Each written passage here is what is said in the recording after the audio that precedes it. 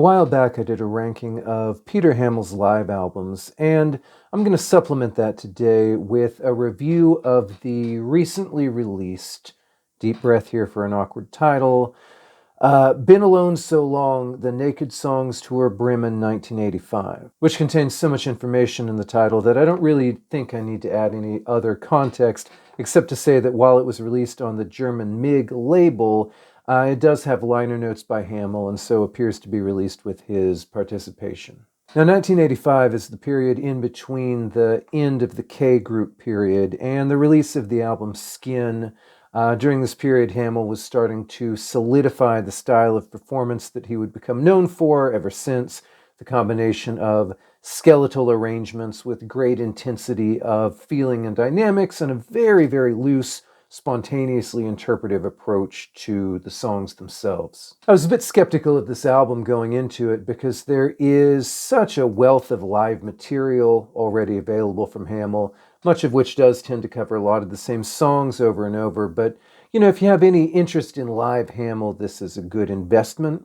It has really excellent recording quality, practically as good as you'd expect from a studio album, which I guess isn't as much of an achievement with a sound as simple as this, but it is still notable. And the material and performances are about as good as live Hammill gets in the absence of other musicians. The song selection does, for the most part, stay away from some of the more overplayed stuff that you run into again and again on the bigger live boxes. So it's quite a good live Hammill album, and I want to talk about a few things that I observed in it.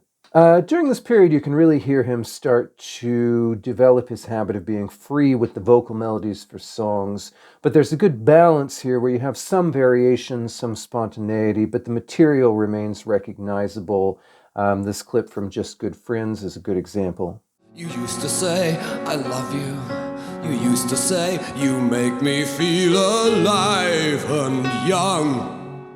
And his voice here is as powerful as it ever was, with excellent low-end, long sustained notes. In this era, as a singer, he's really balancing youthful vitality with maturity and control, as in this clip from Waiting for Wonderland. Waiting for them to be broken.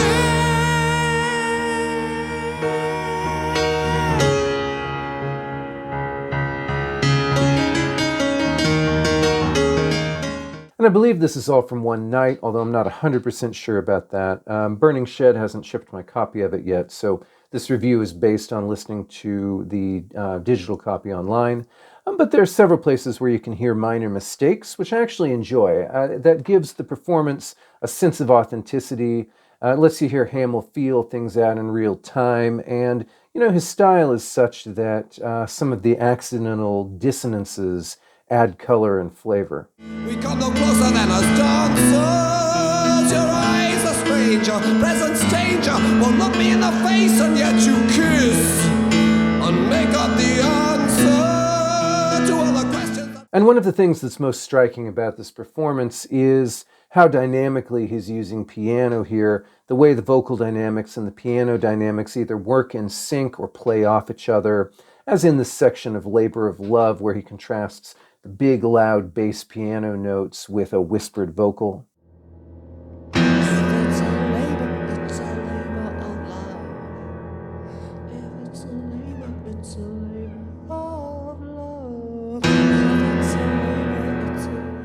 If there's anything critical I'd say about the set, it's that piano tends to be used maybe more interestingly and dynamically than guitar, where, on that instrument, I think his limits as a player are more evident, as, for instance, in The Comet, the Course, the Tail, which should be one of the most powerful songs on this set, but, the intro meanders and some of the muddled playing kills the song's momentum in places.